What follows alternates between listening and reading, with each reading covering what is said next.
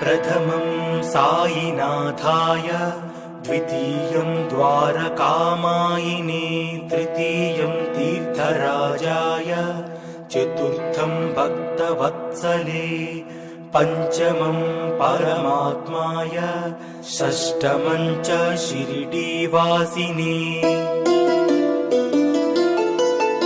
सप्तमं सद्गुरुनाथाय, अष्टमं अनाथनाथवे, नवमं निराडम्बराय, दशमं दत्तावतारिणे।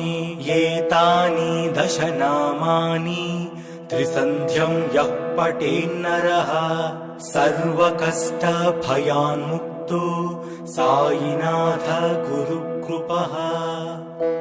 ॐ शान्ति शान्ति